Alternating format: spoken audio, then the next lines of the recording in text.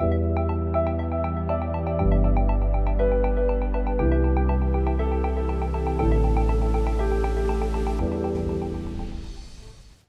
thanks so much. I have to say, I've been thoroughly enjoying sitting in the audience, listening to everybody on the various different panels and the fireside chats, and I've definitely got a lot of people I want to have conversations with afterwards. So leading on from the theme from the previous session that where Rosie mentioned is about getting your organisation ready, and I think that does neatly fit into what we're going to talk about today as well. So I would say the security profession is evolving, and some would say that it's at a crossroads at the moment. Experienced leaders are retiring, and new entrants are arriving, all trying to enter the industry from a wide range of backgrounds. And the theme that we're considering today is, how do people build successful careers in this field? What are the barriers to entry? And what does professionalism in security really mean? So today's panel is an awesome collection of human beings from a wide range of backgrounds. And as Rick mentioned, we've got some people who have been in the industry a little bit longer than others. And we're going to discuss the realities of entering, progressing, and staying in the industry. And also we're going to consider what needs to change to ensure that security, the profession, well, that's a discussion point we're going to have, remains credible, sustainable, and fit for the future. So yeah, thanks to all of you for joining us today. So let's get started with our first question. So Gary, you're nearest to me. So I'm going to go with, you have seen this profession from inside and outside its most traditional structures and traditional institutions. What would you say to senior leaders, many of whom are in this room, who still believe that military and policing are the most credible route into security? Well, thank you for that. That's a bombshell question, which lose me a lot of friends straight away if I answer it in a way that might offend some. So let me try and be as balanced as I can about this.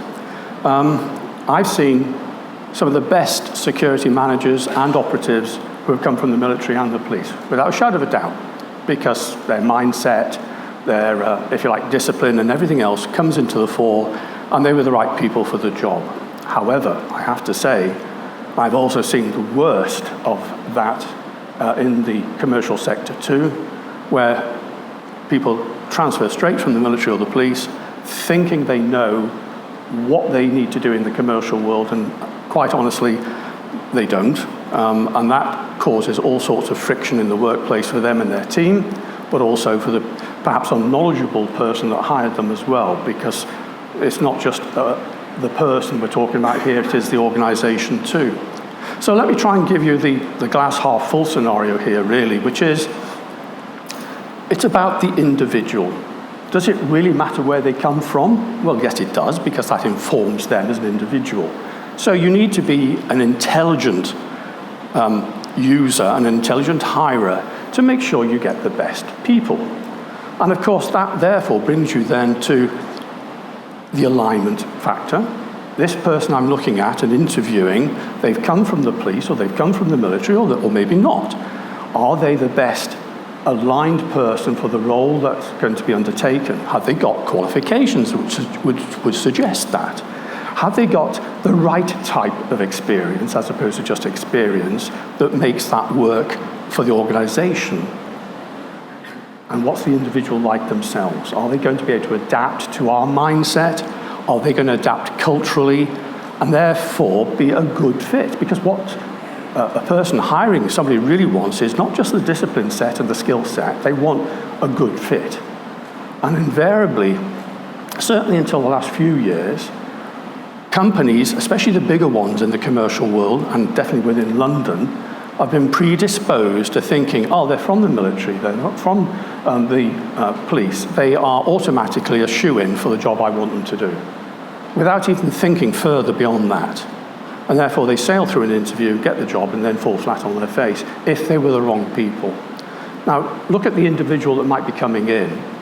That's the other thing, is, are they prepared to do the education necessary, either preferably before they come for the job, so that you've either done the right courses, or you've got a degree in security management, so that you can blend your practical approach to life that you had in the policing and the military, and blend it with the academic rigor or a course rigor, because it doesn't have to be a degree, because as we all know at the moment, bachelor's degrees are getting less and less currency within the workplace. But have they put the effort in to show that they are an adaptable person and motivated to learn and adapt to the job? So that would be my take on that. I think it's a culture problem more than anything else, and a lack of appreciation from the person hiring to say, I must look at the individual, not their, if you like, their employment gene pool that they've come from. And that would lead on to a more diverse workforce in the end, because I think later on we're probably going to talk about some diversity in the workplace as well for how that might work best, but I won't steal that thunder. But within all that comes, pathway frameworks and people coming in at the bottom end of the profession and working through it. So that would be my take on it. Thanks so much, Gary. And that leads very neatly into my next question, so thanks for setting the scene for it. So, Sophie, over to you. The university to industry pathway is sometimes considered to be lacking practical, real-world operational experience. What strengths would you say that pathway has? And what would you say some misconceptions that you've encountered along the way? Yeah, so I definitely think it's becoming more and more common now. It's the route that I've taken myself, and I think the key themes of what we've talked about in preparation for this panel is this kind of mindset diversity and how that can be and has been lacking in previous years, and the silos that we've seen coming from these kind of traditional routes into the security industry has benefited it greatly previously, but now we're starting to realise that this diversity of how people are coming into the industry is really key to how it's going to continue to grow and develop. And I think for me and the teams that I work with now, a lot of them are straight from university, and the way that they are kind of taught and that they have gained an interest in this industry has been from more of a kind of problem solving, analytical mindset, which is something that's going to be really key to help us grow the industry, adapt to all the challenges that we are facing and that we've gone through today. And in order to have that, I think having this different kind of route will really benefit that. And yes, it isn't going to be the same as somebody's 15, 20-year career in the police or military, but having the different kind of angle on the way that they think about things, how they deal with problem solving, the kind of different debates and arguments that you have to get into that in that setting is something that's going to become really beneficial for us. Would you also say sometimes the language that they learn within those academic institutions would appeal better to business, to corporate entities? Definitely. And I think the more we are moving away from security being viewed as a public sector entity to a private sector entity, that kind of translational period is really important, and being able to have individuals that are more kind of well-versed in that business setting and conversational rather than kind of military policing backgrounds that are a bit more stuck in their ways almost, it will benefit. Thanks, Sophie. I'm going to pass the next one across to Reagan. So this leads again, funnily enough, onto the question I've got for you, which is that the preference of public sector experience can sometimes marginalise and people who have made significant experience in other areas. Why do you think this preference exists? And can you share your thoughts on why companies should cast their net wider? Yes, so similar to what Gary had said, I think the preference exists because it's comfortable. It's expected, military and policing signals that they've had vetting, it signals the discipline, and it signals that they've already got the established career structure. But when you are siloing yourself off to one or two specific disciplines, that means you're excluding individuals such as analysts who can read data better than anyone in the room, a project manager who's already managed security on a £1 billion build, the academic who can foresee the threat landscape within the next 5 years. So what the profession needs to more look at is casting the net wider, because the argument is not just a moral one, it's a commercial one. So having the same disciplines results in the same thinking, results in approaching the same problems in the same way, and having a diverse team reflects having the diverse way of thinking that can bring the new solutions to the problems that we have now and within the next 5 to 10 years. I've got another one that follows on from that as well, which is, I would say that class is something that isn't discussed that much and is one of those variables that people don't want to touch on or feel they need to push to one side. when you look at how people in the industry access learning, access development, what patterns do you see?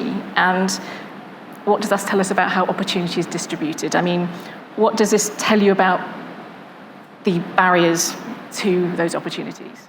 I'd say the pattern is there once you start looking at it, and what I have realised, not only in my own experience, that often opportunities are behind a paywall. So whether that is a professional qualification, a chartership, attendance at a conference, it all costs money. So your opportunity is only permitted to those who can afford the entry fee, which already you're dismissing a wide range of people from all sorts of backgrounds with all sorts of skills. And through my own experience, that unless you've got the time and research to commit to finding, there is opportunities out there, but they're not often advertised. So I found a significant amount of scholarships, whether that's through different institutions. There's a number of e-learning courses that are all free. However, if you don't have that insider knowledge and the time or persistence to go and look for it, then you're never going to be made aware of what those opportunities are or how you can get them. So my aim is to learn from my own experience and make sure everyone's got the same opportunities, that if they do want to enter the profession, they've got a visible pipeline as to how they can go there and how they can get there. And I think when it comes to class, is that when you are looking at class and how you want to enter the profession, that ultimately it speaks to you feeling like you belong in a room rather than actually being able to succeed in the profession. So that could be, your accent, being from Manchester, I can speak on that as well. It's also establishing or inheriting already established networks, which again, a lot of people don't have already established networks, and it is true what they say, it's not what you know, it's who you know. So again, all of these opportunities, if they're not made available for a diverse range of people, then it's not that we've got a talent shortage within this industry, we've got an access control issue, and it's everyone in this room who can change that. Thanks so much, Reagan. I'm going to move across now to Sophie and just ask you, how can organisations better recognise and value younger talent? Yeah, I think very nicely off of what Reagan's already said, but it is providing those opportunities to the people out there who wouldn't necessarily, wouldn't be a first choice for these types of things. I think one of the challenges that I've already foreseen so far in my career is a lack of entry-level roles that are entry-level roles. An entry-level role isn't 1 to 3 years experience, because that is the clues in the name. But I think in order to make sure that people feel valued in what they do, and to get these types of mindsets, as Gary has referenced, the types of people that you want to be in your organisation that is going to help you move forward, you have to have the correct opportunities there, and making sure that the kind of development and progression opportunities, I think especially for the kind of younger generation that is coming in now, it's something that we really value, and there can be some kind of stigma around it, but in order to kind of see those opportunities develop and feel supported and be part of businesses that are really growing out these kind of security departments is something that is really going to kind of help that. Something we were talking about earlier was how people are looking more for a career, not just a job. Yeah, exactly that. And I think that's one of the main changes that we're starting to see with the diversity that of people who are coming into the industry, is that it isn't just a job anymore. It's their career, and they're looking for this to be a long-term thing. It's not just a stopgap. So we need to be able to support that. Thanks so much for your insight, Sophie. Yeah, and Gary, I'm going to move on to you now, just to dig into a little bit into your doctoral research. If you didn't know, he's written an amazing thesis, and I do recommend it to all of you. It argues that security is not yet a fully recognised profession, but it has the potential to become one. In practical terms, what are the consequences of operating without a professional framework, and what does it cost the industry? Okay, well, let me just sort of start by saying really that everything we've talked about so far points to the need for some form of framework at the collective level. And I'll be probably quite controversial by saying everything all our associations do and individual organisations do currently is very much tinkering at the edges. Yes, we have some bilaterals with universities. Yes, we're fraternal, mostly, and so forth. But it's all tinkering at the edges. If you don't have a framework, and what I mean by a framework is profession. And I'll come back to that in a second. But If you don't have that framework, then you lack ownership, collective ownership. That's the first thing you lack. You therefore don't really have a great deal of influence with all the people who can decide in your life, like the SIA and organizations in government, or even your customers can push you around quite considerably if you don't have a set professional framework. I think the other thing possibly is that you lose a career pathway, which we certainly don't have. I think perhaps some of the disciplines might have the makings of one, like cyber, for instance, but at the end of the day, there's no real set pathway for somebody coming in at university level thinking, I want to be a security person, and I want to be a CSO or a CISO at the other end of the scale, or even get into the government service and be an advisor or whatever. So you lose that pathway because there's no framework to hang it on. I think the other thing is that one of the foundational elements of a framework of profession is a knowledge base. And all our knowledge is there, there's a lot of it, but it's not curated, it's fragmented, it's not owned by anybody, and we're moving into a new age where knowledge, I'm afraid, is commodified. Therefore, soon they won't need you. If you think of it in the existential threat terms, if they've got the knowledge, why would they need a security person to tell them all about what they need to do?